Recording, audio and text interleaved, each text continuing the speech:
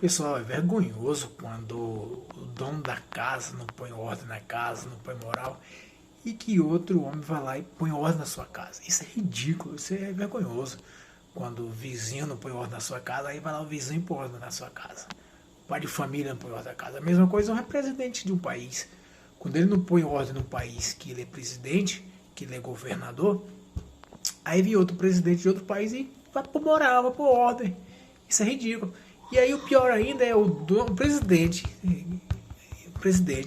ainda defender o errado do próprio país. Não pôs ordem, não pôs moral, aí vai vir outro e vai pôr moral. Se liga nesse vídeo aí. Está no documento oficial da cúpula Escudo das Américas, assinado por Donald Trump.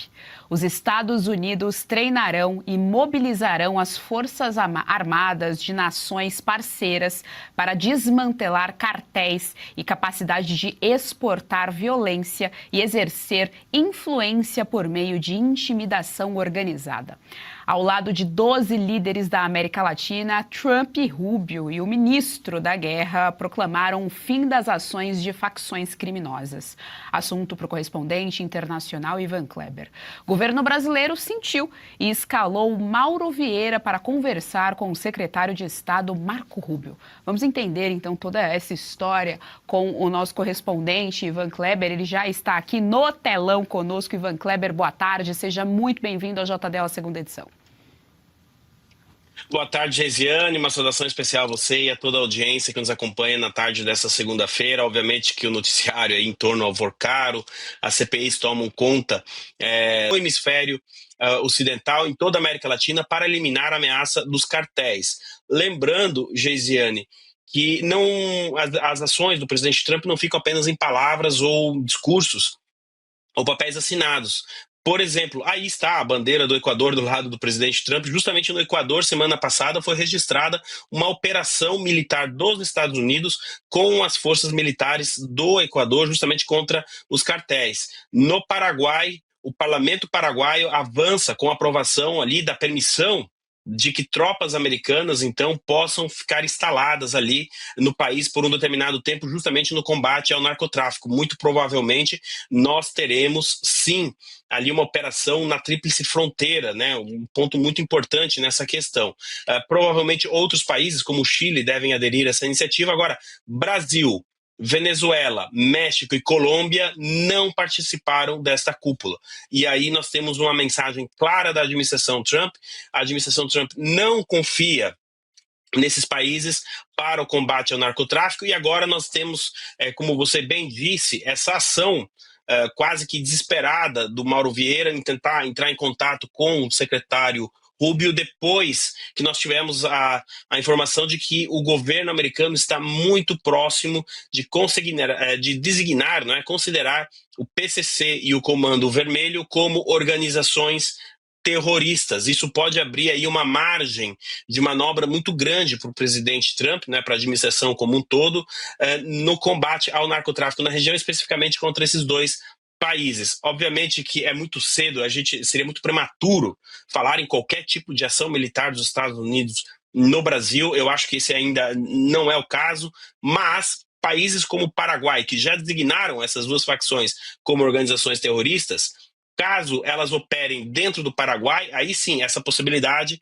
pode acontecer. A grande pergunta, Geisiane, que é muito mais com a realidade do governo brasileiro com a população. Qual é o temor? O que eles temem? Qual seria o problema do governo americano combater, né, essas organizações? A gente vê, então, o Mauro Vieira telefonando desesperado para o Marco Rubio. O Mauro Vieira, no máximo, com muita sorte, o que ele pode conseguir é uma reunião. Não será o Mauro Vieira a decidir essa questão a favor do governo. Ele, como eu disse, tem poucas cartas na manga. O máximo que ele pode conseguir é o diálogo com o Marco Rubio.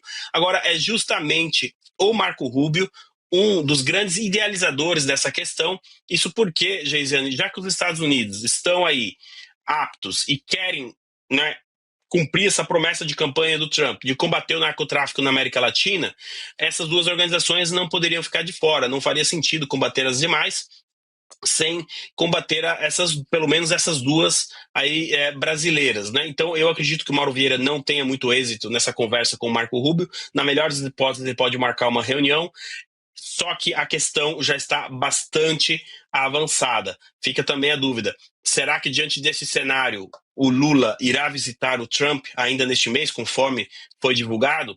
Essa é uma pergunta de 1 milhão, quase 129 milhões de reais que a gente precisa saber, Geisiane.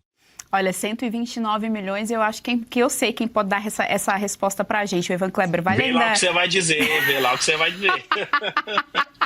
Verdade, estamos em períodos que nem piadas podemos fazer. Olha só, Ivan Kleber, vale ainda ressaltar que o PCC é aquele do diálogo cabuloso com o PT. O próprio PCC, naquelas conversas que foram vazadas, trouxe isso à tona, o tal do diálogo cabuloso. Ainda vale ressaltar que Mauro Vieira é realmente uma péssima escalação, tendo em vista que ele disputa com os irmãos Batista e também com o Celso Amorim, né? Ivan Kleber, eu trago aqui à tela as nossas analistas políticas do dia. Josi, sua pergunta ao nosso querido correspondente internacional. Tudo bem, Ivan? Você tá conseguindo dormir? Tá na rotina direitinho? Porque o Ivan, gente, foi o correspondente, acho que mais tá ralando esse ano, hein? Sem descanso. O bom é que ele traz informações direto da fonte, sempre com muita clareza e precisão. Ivan, vamos lá, né? Claro que você fez esse questionamento do porquê Brasil não quer aceitar ter o PCC e o Comando Vermelho conhecidos como indicar como organização terrorista. A gente vai abrir um precedente para que o Brasil um dia possa fazer alguma intervenção no nosso país. Você concorda com isso? É isso que realmente está em jogo para o atual governo? E eu só quero aqui trazer essa informação também para o ouvinte. É algo muito sério, porque isso não se trata apenas das organizações criminosas.